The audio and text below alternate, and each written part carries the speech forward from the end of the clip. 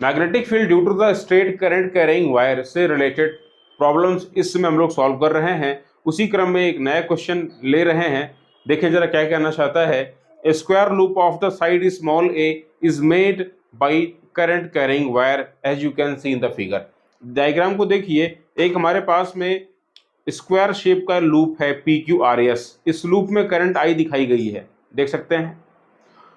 आपको दिया जा रहा है कि स्क्वायर की जो हर एक साइड है वो स्मॉल a है। क्या करना है हमें यहाँ पर, हमें पॉइंट P पर मैग्नेटिक फील्ड पता लगाना है। What is the value of the magnetic field due to the current carrying loop at the point P which is residing at the vertex of this square. देखिए ध्यान से, current की direction में हम सब जानते हैं कि मैग्नेटिक फील्ड जीरो होता है। By the Biot-Savart rule, magnetic field in the direction of the current is always zero। Magnetic field की वैल्यू करंट की डायरेक्शन में हमेशा जीरो मिलती है। क्यों जीरो मिलती है? क्योंकि आप जानते हैं मैग्नेटिक फील्ड का जो फॉर्मूला होता है due to the small current carrying element, वो होता है mu not upon 4 pi into I dl sine theta upon r square. तो अगर साइन थीटा देखें तो करंट की डायरेक्शन में थीटा की वैल्यू जीरो बनेगी, तो ऑब्वियस सी बात है कि साइन थीटा की वैल्यू भी जीरो बनेगी, तो मैग्नेटिक फील्ड जीरो बनेगा। In the direction of the current no magnetic field is produced by the current. Keep in mind, current can produce the magnetic field but not in the direction of itself. So अभी इस loop को समझें तो जो इसकी जो side है PQ, ये वाली साइड आपको दिखाई दे रही है PQ, और ये जो साइड है SP, इन दोनों के लिए पॉइंट P उनके डायरेक्शन में आ रहा है, तो इनकी वजह से कोई मैग्नेटिक फील्ड नहीं बनेगा। मैग्नेटिक फील्ड यहाँ पॉइंट P पर बनाने वाली जो साइड्स हैं वो हैं SR और RQ, यही बनाएंगी मैग्नेटिक फील्ड। ये जो करंट कैरिंग साइड है ये इस पॉइंट P पर क्या बनाएगी मैग्नेटिक फील्ड, देख लीजिए। ये हमारा एंगल बनेगा 45 डिग्री, और ये देखिए ये हमारा angle by the property of the square ये बनेगा 90 डिग्री।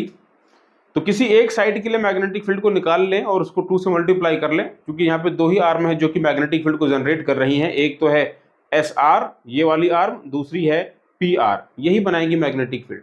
और इन दोनों के लिए जो मैग्नेटिक फील्ड की जो डायरेक्शन है पॉइंट ऑफ ऑब्जर्वेशन P पर, वो अपवर्ड डायरेक्शन में है। देख लीजिए करंट कैसे जा रही है, करंट जा रही है एंटी क्लॉकवाइज। तो पॉइंट ऑफ ऑब्जर्वेशन की तरफ अगर हम अपने पाम को रखेंगे और उसको प्रेस करेंगे तो मैग्नेटिक फील्ड की डायरेक्शन कैसे बनेगी, आउटवर्ड। ठीक है, लेंथ भी सेम है, सारी सिचुएशन सेम है। तो हम कह सकते हैं कि किसी एक के लिए अगर मैग्नेटिक फील्ड को निकाल लिया जाए और उसको 2 से मल्टीप्लाई कर दें तो नेट मैग्नेटिक फील्ड मिल जाएगा। यहाँ लिखता हूँ नेट मैग्नेटिक फील्ड सॉल्यूशन में बी नेट ये हो जाएगा 2 times of the magnetic field due to the one side. Magnetic field due to the one side, किसी भी एक को ले लीजिए। तो किसी एक साइड को जरा पकड़ लीजिए, मान लो मैं लेता हूँ RQ को मैं लेता हूँ। तो इस वायर में करंट आई जा रही है, मैग्नेटिक फील्ड का फॉर्मूला क्या है बताओ जरा। अगर पॉइंट ऑफ ऑब्जर्वेशन ने वायर के साथ में एंगल θ1 और θ2 बनाए हो तो मैग्नेटिक फील्ड का फॉर्मूला होता है mu not I upon 4 pi A times of cos θ1 plus cos θ2। तो हम लोग यहाँ पे क्या करेंगे, ये हो जाएगा cos θ1 cos 45 plus cos θ2 cos 90, है कि नहीं। देखिए ध्यान से, mu naught I upon 4 pi A, और A का मतलब क्या है, A का मतलब है पॉइंट ऑफ ऑब्जर्वेशन की डिस्टेंस वायर से। आप देख सकते हैं इस पॉइंट P की जो डिस्टेंस है वायर से वो कितनी है, वो A है। तो बस ठीक है, यहाँ ला कर रख देते हैं। cos 45 की वैल्यू होगी 1/√2 प्लस cos 90 की वैल्यू 0 होती है। आ जाते हैं 2 टाइम्स ऑफ, ये हो जाएगा mu not I upon 4 pi A into 1/√2। Dot sign लगाएंगे, अपवर्ड डायरेक्शन में मैग्नेटिक फील्ड बनेगा। तो देखिए 2 से 4 कैंसिल कर सकते हैं, तो इसका आंसर क्या हो जाएगा, mu not I upon 2√2 times of pi A dot sign के साथ में, ये मैग्नेटिक फील्ड की वैल्यू विद डायरेक्शन हो जाएगी। क्लियर है सभी को, है ना।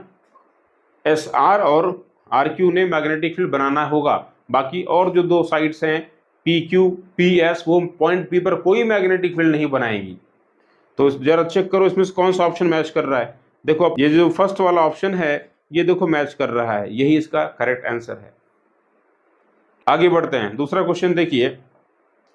देखिए, in the given current distribution each infinite length of current carrying wire produces magnetic field B at the origin O, then resultant magnetic field of this current distribution is. देखो ध्यान से, हर एक वायर, यहाँ पे देखो आपको 4 वायर दिखाए गए हैं। ये पहला वाला वायर है जो कि मान लो पॉइंट पी पर रखा हुआ है, ये दूसरा वाला वायर है, ये भी मान लो पॉइंट क्यू पर रखा हुआ है, ये देखिए तीसरा वायर है जो कि मान लो पॉइंट आर पर रखा हुआ है, और ये फोर्थ वायर है जो कि मान लो पॉइंट एस पर रखा हुआ है। सभी वायर की जो डिस्टेंस है वो ओरिजिन से सेम है। कितनी डिस्टेंस है भाई? तो ये डिस्टेंस है स्मॉल ए, गिवन है पहले से। आपको पता लगाना है, अगर किसी एक वायर ने जो बनाया मैग्नेटिक फील्ड वो बी है, तो सबकी वजह से ओरिजिन पर क्या बनेगा? नेट मैग्नेटिक फील्ड निकाल सकते हैं, कोई बड़ी बात नहीं है। वायर इनफाइनाइट है और स्ट्रेट है, तो जरा याद करो, किसी इनफाइनाइट लेंथ के करंट कैरिंग वायर की वजह से क्या होता है? Magnetic field. अगर हमारे पास में एक इनफाइनाइट लेंथ का करंट कैरिंग वायर हो जिसमें करंट आई फ्लो कर रही हो, तो इस वायर से कुछ डिस्टेंस पर, स्मॉल ए डिस्टेंस पर मैग्नेटिक फील्ड कितना होता है? तो आप बोलेंगे इसका फॉर्मूला होता है mu not I upon 2 pi A. Magnetic field due to the straight current carrying infinite wire is mu not I upon 2 pi A, ऐसे दिया जाता है। तो देखना क्या है, देखो इतना समझो कि इन करंट कैरिंग वायर की वजह से मैग्नेटिक फील्ड की डायरेक्शन क्या क्या बन रही है। क्योंकि मैग्नेटिक फील्ड जब आप सम करेंगे तो ये अपने आप में एक वेक्टर क्वांटिटी है, तो विद डायरेक्शन एड अप करेंगे। पहले बात कर लेते हैं जो वायर पी है जो कि अपवर्ड डायरेक्शन में करंट कैरी कर रहा है। यहाँ पर देखो डॉट साइन लगा हुआ है, डॉट का मतलब है करंट यहाँ पर अपवर्ड है। तो अगर करंट अपवर्ड हो तो पॉइंट ऑफ ऑब्जर्वेशन पर अगर हम देंगे तो मैग्नेटिक लाइंस कैसी बनेंगी? मैग्नेटिक लाइंस बनेगी एंटी क्लॉकवाइज। मैग्नेटिक फील्ड की जो डायरेक्शन बनेगी वो जाने वाली है ईस्ट की तरफ, यानी आई कैप लगाना होगा। मैं लिख लेता हूं पहले, net magnetic field will be the magnetic field due to the wire P plus magnetic field due to the wire Q plus magnetic field due to the wire R plus magnetic field due to the wire S। सबके लिए बात करते हैं, पहले P के लिए बात कर लेते हैं। पी में करंट अपवर्ड है और उसके पॉइंट ऑफ ऑब्जर्वेशन वो मैग्नेटिक फील्ड जा रहा है किस तरफ? एक्स एक्सिस के अलोंग। तो यहाँ लगा देते हैं बी आई कैप। आगे बात करते हैं वायर क्यू के लिए। देखो इसमें भी करंट ऊपर की तरफ जा रही है और इसके लिए अगर हम पॉइंट पी पर ड्रॉ करें, एक लूप बनेगा और इस लूप की डायरेक्शन जा रही है किधर? वाई एक्सिस के अलोंग, यानी मैग्नेटिक फील्ड किधर बनाने वाला है? वाई एक्सिस के अलोंग। वैल्यू सेम ही होगी, बी जे कैप, ये बनेगा मैग्नेटिक फील्ड। ठीक है, डायरेक्शन तो हमने जे कैप लगाई दिया है।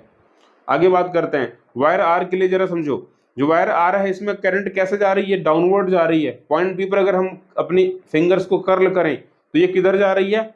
ईस्ट की तरफ, यानी मैग्नेटिक फील्ड यहां भी बनेगा बी आई कैप।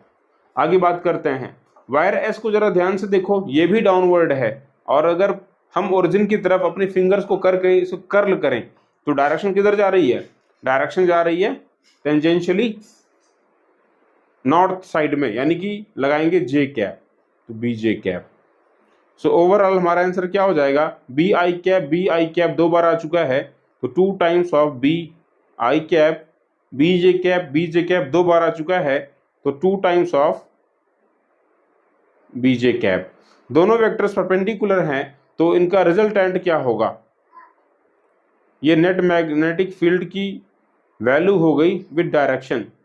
यहाँ पे केवल मैग्नीट्यूड की बात करी गई है, तो मैग्नीट्यूड अगर हम निकालें नेट मैग्नेटिक फील्ड का, क्या करेंगे, आई कैप जे कैप परपेंडिकुलर वेक्टर्स हैं। आपको पता है कि अगर दो वेक्टर्स एक दूसरे के परपेंडिकुलर हों तो जो भी वैल्यू देंगे रिजल्टेंट की वो कैसे निकालते हैं, ए स्क्वायर रूट में प्लस बी स्क्वायर। तो क्या लिखा जाएगा, 2 times of B square plus 2 times of B square, यानी ये हो जाएगा 2 टाइम्स ऑफ बी। ये नेट मैग्नेटिक फील्ड की वैल्यू होगी, ओनली मैग्नीट्यूड। समझ गए।